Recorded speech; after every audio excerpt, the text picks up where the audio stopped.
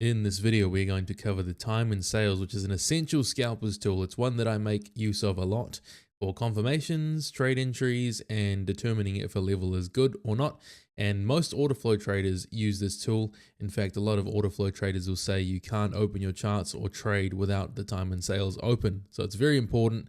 It's a key tool. We will explain it for beginners and also give you some examples of how to actually use it as well. So here's what we'll cover for this video. We will cover Theory 101. What is the time and sales and why does it work? If you're anything like me, just explaining what it is isn't as important as knowing why it does what it does and why it can provide some sort of edge. Secondly, we're going to cover practical application, how to actually use it for day trading. A lot of videos I have seen on YouTube don't actually tell you how to use it. They just explain what it is, but they don't tell you how to use this in day-to-day trading.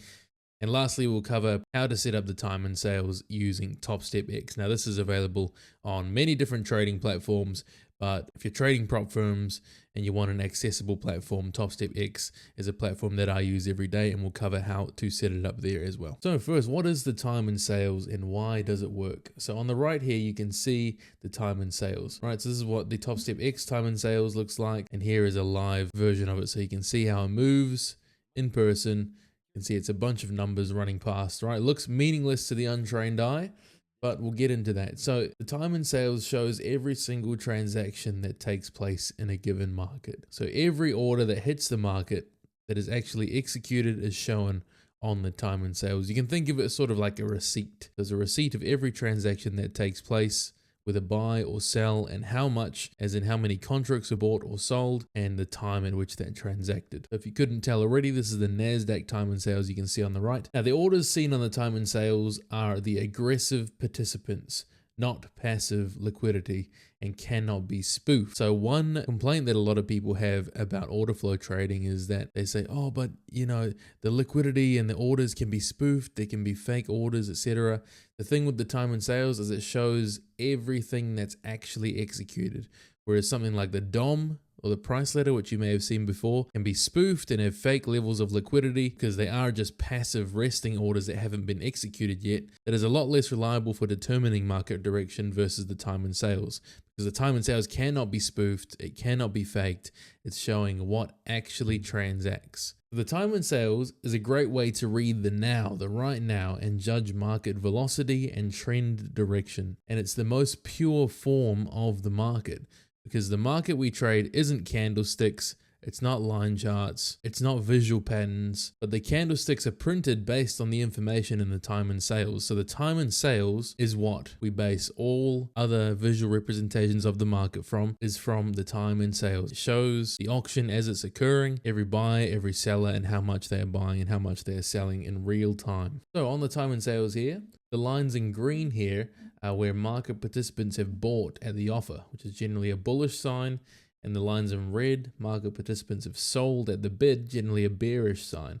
So what that means, if we look at the DOM here, we can see there's a 1 tick difference between the ask and the bid. See this price here at 393.5 is the spread. So there's a 1 tick spread on the NASDAQ in this point in the screenshot. Someone to buy at the offer, they would have to cross the spread and already be 1 tick in the negative. And someone to sell at the bid, they'd have to cross the spread and already be 1 tick in the negative on the other side. So that's why we call these aggressive participants, is because instead of getting the most favorable price, they're saying, I need to enter the market right now. I think the market's about to move. I need to enter the market right now at the current best bid or the current best offer. Always starts a trade-off in a less favorable position. So whoever executed the transaction was willing to pay the spread in order to get filled immediately. So while this might not be significant for one single individual transaction, this is significant when we see a flurry of sell orders crossing to sell at the bid, or a flurry of buy orders crossing to buy at the offer. Or if we see a player that has 10, 20, 30 contracts that they want to execute right now, they're willing to pay the spread, which becomes quite expensive when you're trading with large amounts of contracts. They're wanting to get filled right away, so they use a market order. Hence why it's significant when we see a lot of participants or large participants choosing to execute at market rather than waiting for a more favorable limit order to be filled. So what are we actually looking for when trading? What is the practical application of the time and sales. How do you use it in day to day? I'll show you a couple of examples here. There are many ways to use this, but I'll show you some simple examples. Now, just a word of note, the time and sales is best used as a scalping tool and is not typically used for more positional trades.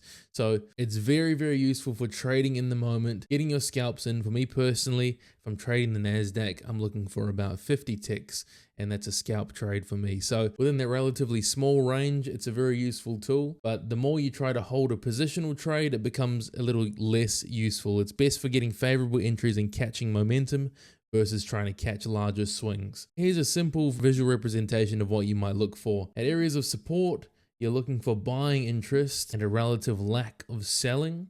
And areas of resistance, we're looking for selling interest and a relative lack of buying. So as price approaches a resistance level, you want to see the time and sales start to pick up and print red orders in larger quantities and larger succession and quite quickly, as opposed to green orders.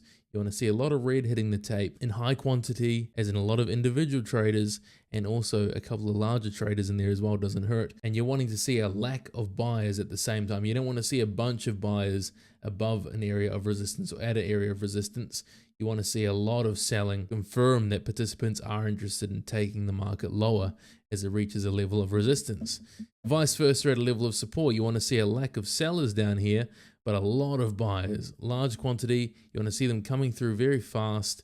The time and sales will pick up in speed, which is always a good sign when you're looking for something specific level. If that picks up in speed and it starts to print really fast and you see a lot of green hitting the tape, that's a good sign that this is probably going to act as support. Now keep in mind, interest, when I say buying interest, selling interest, interest is not just the large orders. The speed and velocity of the tape at the time we approach or test the support and resistance level is important too.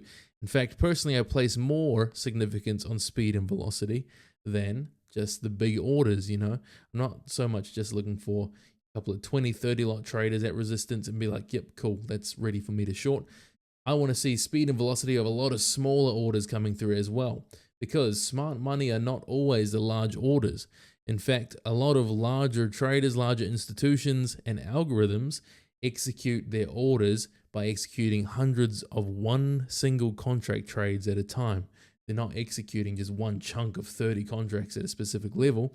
They're executing in a bit more quiet manner. They're executing hundreds of one contracts at a time and executing them in quick succession so they can spread their position and not just get in there heavy-handed with a single large 30 contract order, for example. The main thing I like to look for is that speed, that velocity picking up in the direction that I'm anticipating at a certain level. Here's another way to look at it.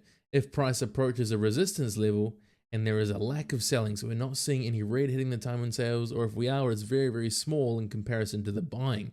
We see that buying continue and it starts to flurry and the buying starts to pick up, we can expect a deeper probe into this resistance level or even a break and a retest.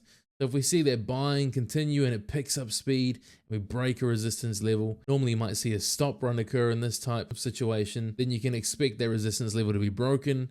And what you can wait for is wait for that resistance to turn to support. You wait for price to trickle back down. And if you see a bunch of buying come back in on the tape, seeing that velocity, that speed pick up as price comes back down to what was previously resistance, that's a good sign that that area may be used as support. Resistance turns support and for price to continue upwards. That's a setup I use quite often with the value trading method. And here's the vice versa scenario. Price approaches support. There's a lack of buying at the support level, yet the selling continues, breaks through the support level, then you can look for that retest on the other side and see if sellers step back in as support. So those are a couple of simple scenarios where you could use the time and sales, and that's basically what I'm looking for to help confirm my trades when price approaches my levels of interest. I'm waiting for the time and sales to show me something of this nature and say, yes, there is a sufficient amount of interest at the level I'm looking to short or long at. I'm looking for it to confirm support and resistance, or to give me signs that support and resistance is going to break or probe a bit deeper before turning around. Now, before we go into how to set up the time and sales, let's have a look at some final notes here. These are important notes, so make sure you stick around for these. So remember that this is a tool and not a holy grail. So everything can look right to you on the time and sales. You could see a flurry of buying at support, but it could still go against you, right? With trading, nothing is certain. There's no way to 100% accurately predict the market. So there are going to be times where this fails you, as with anything. The reason I have to clarify this is I have a lot of people asking me, basically thinking that this time and sales is the secret sauce to success.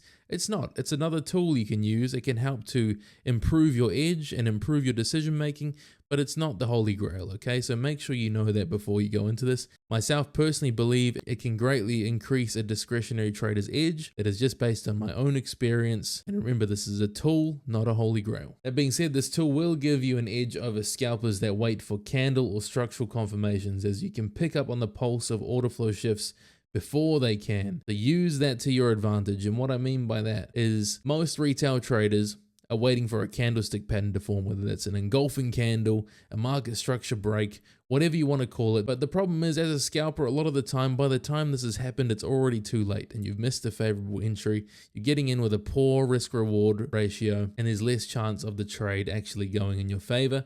Whereas with the time and sales, you can have, once you get familiar with this tool, you get in tune with it, you can really pick up on those shifts in order flow early and get on board with that momentum early and catch that engulfing candle before it even prints, for example, or catch that market structure break before it even breaks, because you've seen the shift in the order flow on the time and sales at a key level.